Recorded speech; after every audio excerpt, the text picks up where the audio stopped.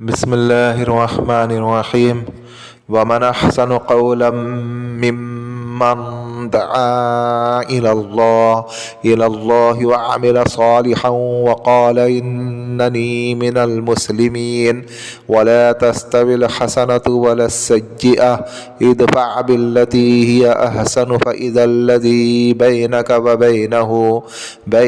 बैनहु अदावतुन कअन्नहु वलिय्युन हमीम। सदक़ल्लाहुल अज़ीम। अस्सलामु अलैकुम रहमतुल्लाहि व बरकातुहू।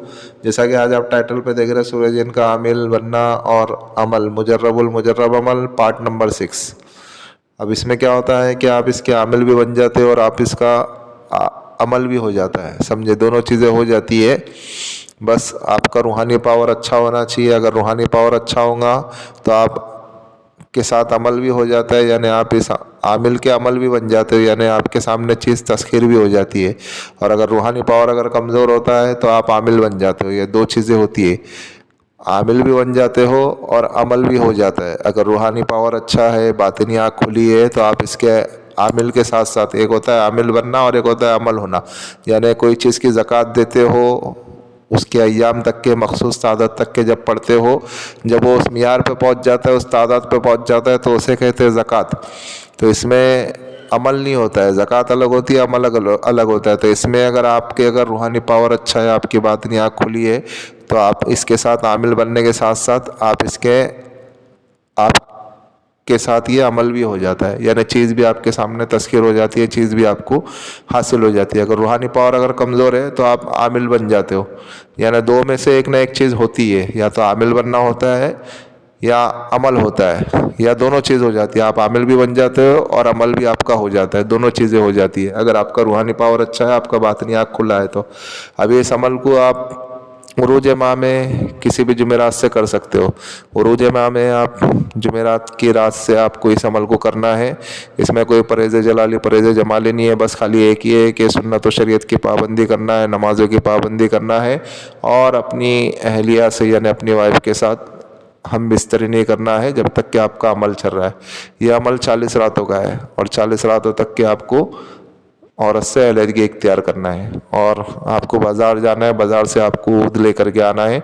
ऊद की लकड़ी नहीं होती क्या, वो लकड़ी लेकर के आना है, अच्छी खुशबूदार लकड़ी लेके आना है ताकि आपको अमल में काम लगे।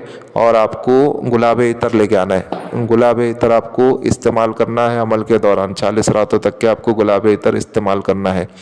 और ऊद की लकड़ी भी लेके आना है ताकि आपको अमल में काम देवे। जब आप ये सारी चीज़ें लेके आ गए, फिर उसके बाद आपको बताया ना मैंने आपको, उरूज माह में किसी भी जुमेरात से आप एक ही टाइम रखें, एक ही वक्त रखें, एक ही जगह रखें नमाज इशा के बाद। और एक चिराग भी ले लो, चिराग ले लो, और उसके लिए रुई भी ले लो, रुई की पत्ती भी ले लो। आपको चिराग में इस अमल को करना है। ये सारी चीज़ें आप लेकर के आ जाओ, चिराग लेके आ जाओ, रुई लेकर के आ जाओ। उसको आप कोई भी तेल में जला लो, सरसों के तेल में जला लो, चमेली के तेल में जला लो, या गाय के घी में जला लो, या जो है आपको जो मैसर हो आप वो तेल में उसको जला सकते हो। खाली आपको रुई बत्ती तेल डालना है चिराग में, मिट्टी के चिराग में, और उसकी रुई की बत्ती बनाना है, और उसके ऊपर जो आग लगाना है, उसकी लौ को देख करके आपको पढ़ना है। आपको ये सारा सामान लेकर के आना है, और उसके बाद जो है उस कमरे में आ जाना है जिस कमरे में आपको अमल करना है। और उस कमरे में अमल के दौरान आपको ऊद का बखूर जलाना है, और उसके अलावा आपको उस घर में ज़्यादा से ज़्यादा खुशबू आवे, आप उसके लिए जो अगरबत्ती वगैरह जला सकते हो। दिन भर आप अगरबत्ती वगैरह जला सकते हो ताकि वो घर मुअत्तर हो जावे। और अमल के दौरान आप ही उस घर में आ जाए, आपके अलावा कोई उस घर में दाखिल नहीं होना चाहिए। अमल के बाद आपको उसी कमरे में सोना है, आप दूसरी जगह नहीं सो सकते। और आपके आजू बाजू भी कोई होना नहीं चाहिए, अमल के वक्त भी और सोने के वक्त भी। आपको सोना भी अकेले है, और आपको अमल के दौरान भी आपको अमल भी एक ही जगह पे करना है, और आपके आसपास कोई होना नहीं चाहिए।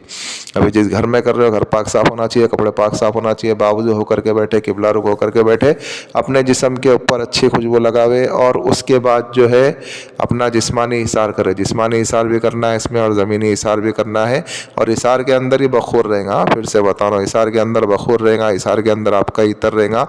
और जो चिराग जो रहेगा वो इशार के बाहर रहेगा, इशार के अंदर नहीं रहेगा, इशार के अंदर चिराग नहीं रहेगा। बाज़ औक़ात ऐसा हो जाता है कि आपका चिराग अगर फूट गया या कुछ अगर हो जाता है हिसार के बाहर, तो टेंशन नहीं लेना, आपको चिराग दोबारा जलाना नहीं है। आपका चिराग जब तक के जल रहा है आपको उसमें देख करके पढ़ना है। कभी चिराग अगर कभी उन लोग गिरा दिए या कभी बुझा दिए तो डरना नहीं। कभी कभी अंधेरा भी हो जाता है, कभी कभी मस्ती वस्ती करते हैं उन लोग, डराने का काम करते हैं। उनका काम है डराना, वो अपना काम कर रहे हैं, अपने को अपना काम करना है, समझे।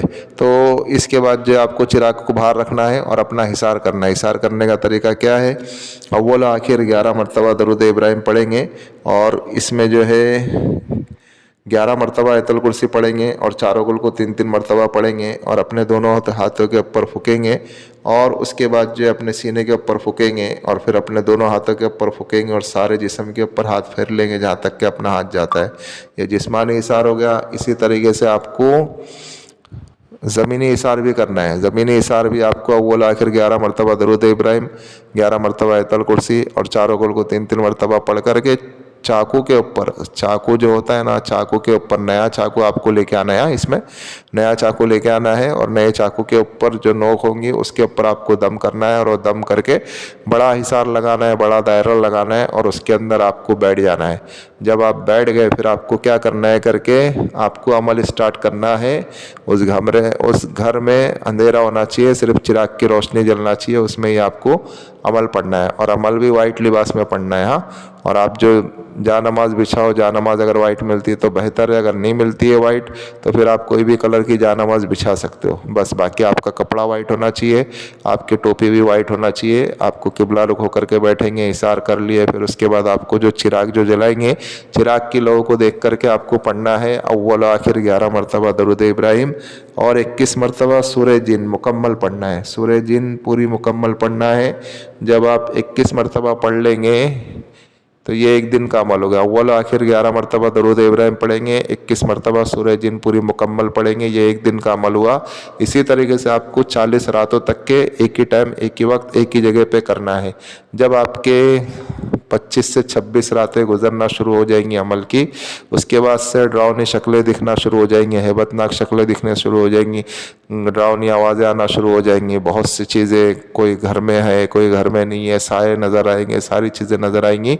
तो घबराना नहीं है, डरना नहीं है। आप अगर उस हिसाब से अगर उठे तो फिर आपकी जान को ख़तरा हो सकता है और आप पागल भी हो सकते हैं। फिर उसका कोई इलाज नहीं कर सकता, बड़े से बड़ा आमिल उसका इलाज नहीं कर सकता है। फिर इसके लिए, इस अमल को करने के लिए इजाज़त लेना शर्त है। बिना इजाज़त के आप इस अमल को हरगिज़ ना करें, या फिर किसी पीर व मुर्शिद कामिल की नज़र में, जो आप का उस्ताद हो, उसकी नज़र में आप इस अमल को कर सकते हैं। लेकिन वो भी उसकी रहबरी में, उसकी मातहत में आप इस अमल को कर सकते हो, लेकिन वो भी इसका आमिल होना ज़रूरी है। वो अगर इसका आमिल नहीं है तो आप उसके पीछे भी इस अमल को नहीं कर सकते, समझे।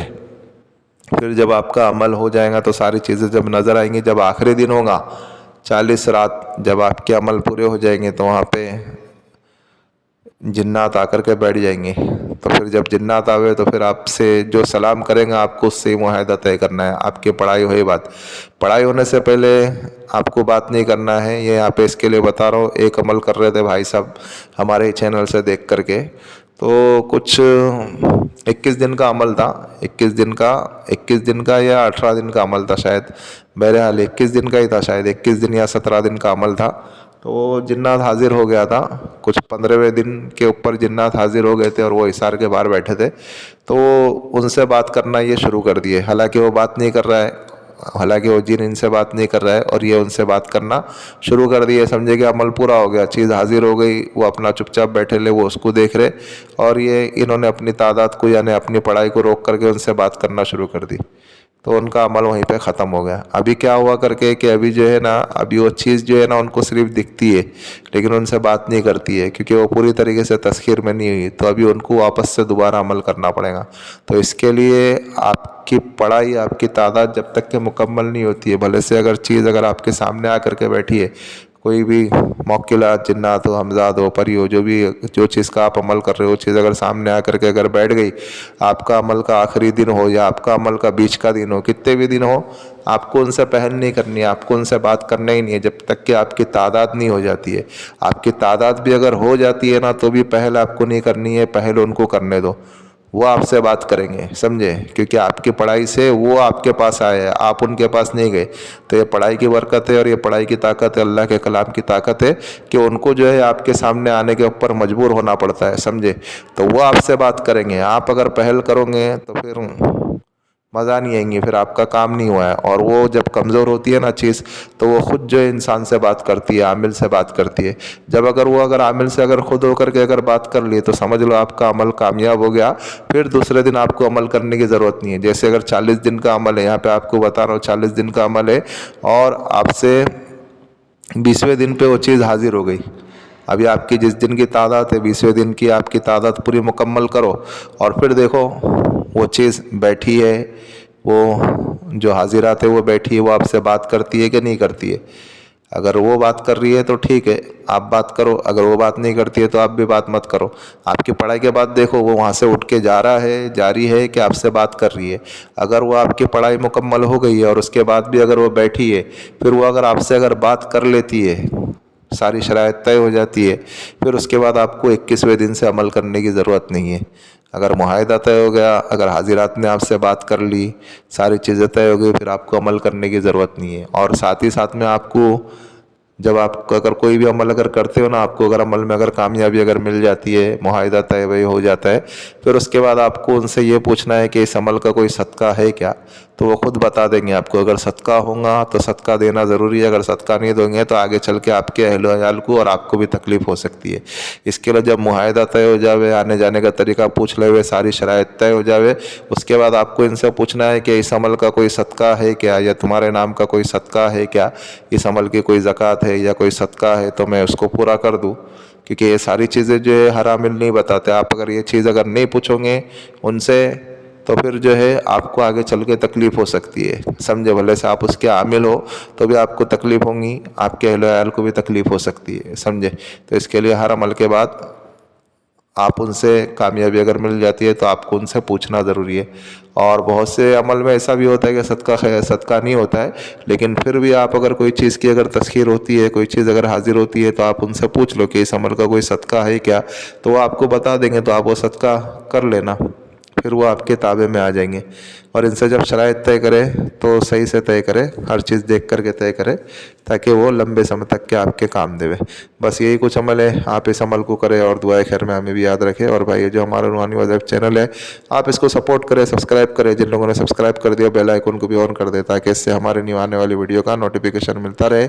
और शेयर करें दूसरे मुसलमानों में, और आप लाइक करें, लाइक करेंगे ज़्यादा से ज़्यादा वीडियो को तो चैनल मजबूती की तरफ जाएगा। मिलते हैं नेक्स्ट वीडियो में, दुआओं की दरख्वास्त। अल्लाह हाफिज़।